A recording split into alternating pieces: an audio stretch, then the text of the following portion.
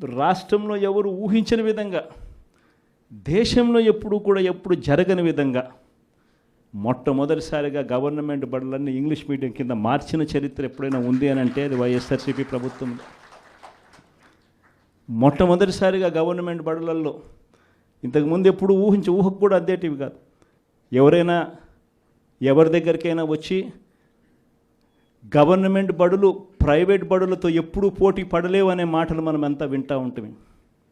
మొట్టమొదటిసారిగా ప్రైవేటు బడులు గవర్నమెంట్ బడులతో పోటీ పడే పరిస్థితి ఎప్పుడైనా వచ్చింది అని అంటే అది ఒక్క వైఎస్ఆర్సీపీ ప్రభుత్వ హయాంలో మాత్రమే.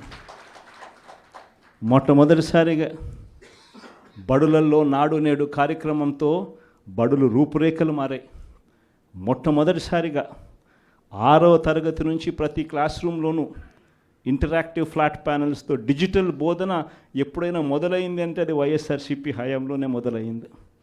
మొట్టమొదటిసారిగా 3వ తరగతి పిల్లలకు టోఫుల్ ఒక పీరియడ్గా చేర్చి ఇంగ్లీష్లో వాళ్ళందరినీ కూడా ప్రావీణ్యత పెంచే విధంగా అడుగులు పడ్డాయి అని అంటే అది వైఎస్ఆర్సీపీ ప్రభుత్వ హయాంలో. మొట్టమొదటిసారిగా గవర్నమెంట్ బడులన్నీ ఇంగ్లీష్ మీడియం చేయడమే కాకుండా సిబిఎస్ఈతోనే ఆపకుండా సిబిఎస్ఈ దాకా కూడా ప్రయాణం జరిగింది మన హయాంలోనే. సిబిఎస్ఈ నుంచి ఏకంగా ఐబీ దాకా ప్రయాణం జరిగేది కూడా మన హయాంలోనే జరిగేట్టుగా చర్యలు తీసుకున్నాం. మొట్టమొదటిసారిగా 8వ తరగతికి పిల్లాడు వచ్చేసరికి పిల్లాడి చేతిలో ట్యాబులు. మొట్టమొదటిసారిగా గవర్నమెంట్ బడులలో పోయే పిల్లలకు రోజుకొక మెనూతో గోరుముద్ద. ఇవన్నీ మనం అడుగులు వేసినప్పుడు ఈ పిల్లాడు ఈ 10th క్లాస్కి వచ్చేసరికి అనర్గళంగా ఇంగ్లీష్లో మాట్లాడే పరిస్థితి. అది విజన్ అంటే.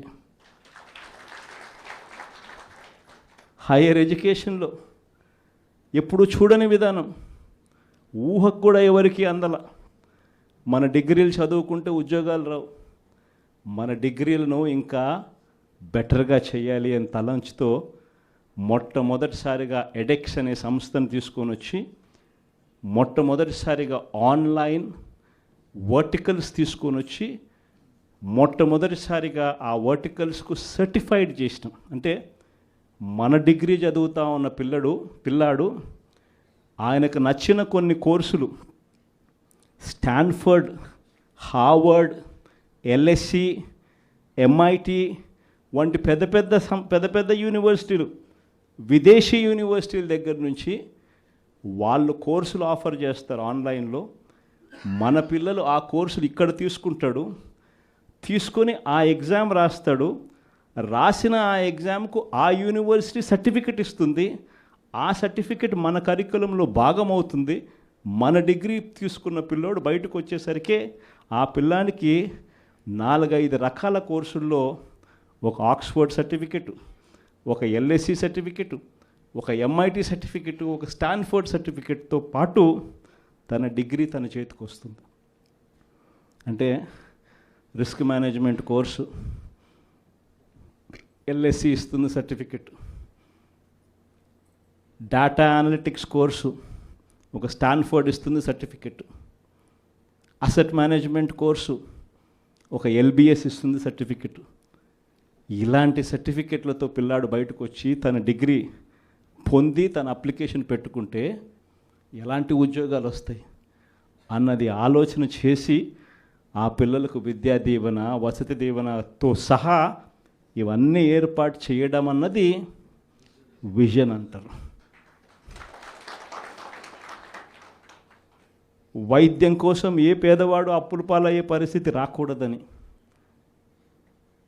చదువులు వైద్యం ఈ రెండే మనిషిని అప్పుల పాలు చేసే పరిస్థితిలోకి నెట్టేస్తుందని, ఆ పరిస్థితి ఎప్పుడు రాకుండా చెయ్యాలి అని చెప్పి తాపత్రయపడి ఆరోగ్యశ్రీ పరిధిని ఏకంగా 3,300 ప్రొసీజర్లకు తీసుకొని పోయి ఏకంగా 25 లక్షల దాకా ప్రతి పేదవాడికి ఉచితంగా ఆరోగ్యశ్రీ అందేట్టుగా చేసి ప్రతి గవర్నమెంట్ హాస్పిటల్లోనూ నాడు నేడు పనులతో ఆ హాస్పిటల్ రూపురేఖలన్నీ మార్చి ప్రతి గవర్నమెంట్ హాస్పిటల్లోనూ 0 వేకెన్సీ పాలసీ తీసుకొని వచ్చి జాతీయంగా చూస్తే స్పెషలిస్ట్ డాక్టర్ల కొరత 61%, 61% ఉంటే మన రాష్ట్రానికి వచ్చేసరికి స్పెషలిస్ట్ డాక్టర్ల కొరత మన రాష్ట్రంలో కేవలం 4% లోపే. 0 వేకెన్సీ పాలసీ తీసుకొని వచ్చి ప్రతి హాస్పిటల్లోనూ డాక్టర్లు ఉండేట్టుగా చేసి, ప్రతి హాస్పిటల్లోనూ WHO GMP ప్రమాణాలు కలిగిన మందులు మాత్రమే అవైలబుల్గా ఉండేట్టుగా చేసి, గ్రామ స్థాయిలోకి విలేజ్ క్లినిక్లు తీసుకొని పోయి, గ్రామ స్థాయిలోనే ఫ్యామిలీ డాక్టర్లను తీసుకొని వచ్చి, గ్రామ స్థాయిలోనే ప్రతి 6 నెలలకు ఒకసారి ఆరోగ్య సురక్ష కార్యక్రమం చేసి, ప్రివెంటివ్ కేర్ అంటే క్యూరేటివ్ కేర్ అంటే క్యూరేటివ్ కేర్ అంటే రోగం వచ్చిన తర్వాత వైద్యం. ప్రివెంటివ్ కేర్ అంటే మనిషికి మొదటి దశలోనే, అంటే ఆ షుగర్ సరిగ్గా హ్యాండిల్ చేయకపోతే ఆ షుగర్ వల్ల కిడ్నీ సమస్యలు, మనిషికి బీపీ, ఆ బీపీని సరిగ్గా హ్యాండిల్ చేయకపోతే గుండెపోటు, అటువంటివన్నీ ఇనీషియల్ స్టేజెస్లోనే గ్రామ స్థాయిలోనే మనిషికి రాకుండా చేసే గొప్ప అడుగులు పడడం ఎప్పుడు జరిగాయనంటే వైఎస్ఆర్సీపీ హయాంలో. ఇది విజన్. రైతుకి ఇబ్బంది రాకుండా, రైతుని చెయ్యి పట్టుకొని నడిపించే పరిస్థితి ఉండాలని ఒక అగ్రికల్చరల్ గ్రాడ్యుయేట్ను ఆర్బీకే కేంద్రంగా అక్కడే కూర్చోబెట్టడం విజన్. ప్రతి ఎకరాను ఈ క్రాప్ చేయడం విజన్. ప్రతి ఎకరా ఈ క్రాప్ చేయడమే కాకుండా ప్రతి ఎకరాకు రైతుకు తోడుగా ఉంటూ ఆ రైతు ఇన్సూరెన్స్ చేసుకోకపోయినా ఆటోమేటిక్గా రైతుకు విపత్తు వచ్చినప్పుడు ఇన్సూరెన్స్ అనేది ఆటోమేటిక్గా రైతుకు వచ్చేట్టుగా ఉచిత పంటల బీమా తీసుకొని రావడం ఒక విజన్. రైతులకు దళారీ వ్యవస్థ లేకుండా ఆర్బీకే కేంద్రాల దగ్గరనే కొనుగోలు చేసేట్టుగా చేసి రైతుకు పూర్తి గిట్టుబాటు ధర ఇచ్చేట్టుగా చేయడం అన్నది విజన్. ఈ రకంగా మార్పులు జరిగింది వ్యవసాయ రంగంలో ఎప్పుడు అనంటే అది కూడా వైఎస్ఆర్సీపీ హయాంలోనే. విజన్ అంటే ఇంకోటి తెలుసా, ఇంకొక విజన్ గురించి కూడా చెప్పాలి. మన ప్రభుత్వం రాకమునుపు ఎవరైనా కూడా అనుకున్నారా ₹1 ప్రభుత్వంకి వస్తే ఆ రూపాయి నేరుగా ప్రజల దగ్గరికి వెళ్ళే పరిస్థితి ఎప్పుడైనా ఉంటుందని చెప్పి ఎవరైనా అనుకున్నారా? అలాంటి విజన్ తీసుకొచ్చింది మనం. గ్రామ స్వరాజ్యానికి అర్థం చెబుతూ ప్రతి గ్రామంలోనూ ఓ సచివాలయ వ్యవస్థ, 540 రకాల సేవలు ప్రతి గ్రామంలోనూ అందుబాటులోకి తీసుకొని రావడం, ప్రతి 60-70 ఇళ్ళకు ఒక వాలంటీర్ వ్యవస్థ, ప్రతి పథకము కూడా కులం చూడకుండా, మతం చూడకుండా, రాజకీయాలు చూడకుండా, లంచాలు లేకుండా ప్రతి ఇంటికి చేర్చగలిగిన పరిస్థితి ఎప్పుడైనా వచ్చింది అని అంటే అది ఒక్క వైఎస్ఆర్సీపీ హయాంలో. ఇది విజన్. ఇలాంటి విజన్ అంటారు. కానీ మేనిఫెస్టోని ఎలా ఎగరగొట్టాలి, ఎగరగొట్టిన నేపథ్యంలో మళ్ళీ టాపిక్ డైవర్ట్ చేసేందుకు చూపించాల్సిన డ్రామాలో భాగంగా 2047 నేను ఉంటానో ఉండనో, నా వయసు ఎంత ఉంటుందో ఉండదో చెప్పేద్దాం, పోయేది ఏముంది, రంగురంగుల భవనాలతో రంగురంగుల కథలు చెప్పేద్దాము, ప్రజలు ఎట్టా మోసపోతారు, మోసం చేసేద్దాం అనుకునేదాన్ని విజన్ అనరు, 420 అంటారు. ఏప్రిల్ మాసంలో 66,34,742 మంది పెన్షన్లు ఉంటే చంద్రబాబు నాయుడు వచ్చి 6 నెలలు అయిపోయింది. ఈ 6 నెలల కాలంలో డిసెంబర్లో మొన్న పంపిణీ చేసిన పెన్షన్ ఎంత తెలుసా? 63,20,222. అంటే 3,14,460 పెన్షన్లు కట్టు.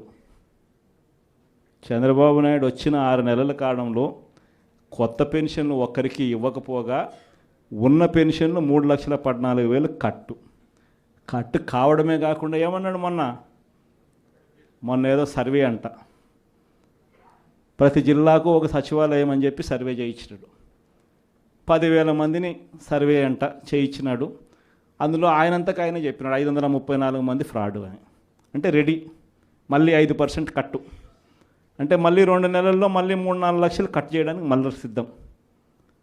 చంద్రబాబు నాయుడు హయాంలో 8 నెలలు 7 నెలలు తిరక్క మునిపే ఇప్పటికే 3 లక్షలు పోయినాయి.